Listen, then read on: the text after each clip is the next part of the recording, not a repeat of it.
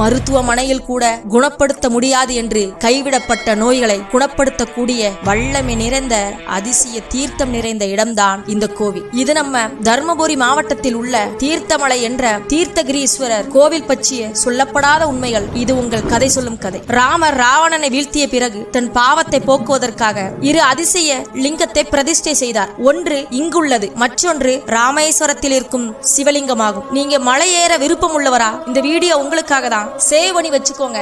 இந்த அதிசய தீர்த்தமலையில் மட்டும் 12 தீர்த்தங்கள் இருக்கு. அது ராம தீர்த்தம், அகத்திய தீர்த்தம், அக்கினி தீர்த்தம், குமார தீர்த்தம், கௌரி தீர்த்தம் என்ற 5 தீர்த்தங்கள் முக்கிய தீர்த்தங்களாகும். இதில் ராம தீர்த்தம் ஒரு பாறையின் உச்சியில் இருந்து எப்பொழுதும் கொட்டிக்கொண்டே இருக்கும். கோடை காலத்திலும் இந்த தீர்த்தம் கொட்டுவது நின்றதில்லை என்பதுதான் இதன் மிகச்சிறப்பு. அகத்திய தீர்த்தத்தை அருந்தினால் ரோம நோய்கள் சரியாகும் என கூறப்படுகிறது. கேன்சர் போன்ற தீராத நோய்களையும் தீர்க்கும் வல்லமை இந்த அகத்திய தீர்த்தத்துக்கு ஒன்று. வயிற்றில் உபாதைகள் இருந்தால் அது உடனே சரியாகும் என்று கூறுகிறார்கள். அக்கினி தீர்த்தத்தை அருந்தினால் அல்சர் குணமாகும் என்பது ஐதீகம். அது மட்டுமல்லாமல் திருமணம் ஆகாதவங்க, குழந்தை பாக்கியம் வேண்டியவர்கள், நாகதோஷம் உள்ளவர்கள் இந்த கோயிலுக்கு ஒரு நாள் வந்து வழிபட்டுட்டு போனீங்கன்னா உங்களுக்கு பலன் கிடைக்கும் என்ற ஐதீகமும் இங்கு இருக்கு. இது மாதிரி பல பேர் நம்பிக்கையுடன் இந்த கோயிலுக்கு வந்து பலன்களை பெற்றிருக்காங்க. நீங்களும் முடிஞ்சா உங்க வாழ்நாள்ல ஒரு தடவையாவது இங்க வந்து கடவுளை தரிசிச்சுட்டு தீர்த்தத்தை அருந்தி அதற்கான பலனை அடைங்க. இந்த கோயிலை பத்தி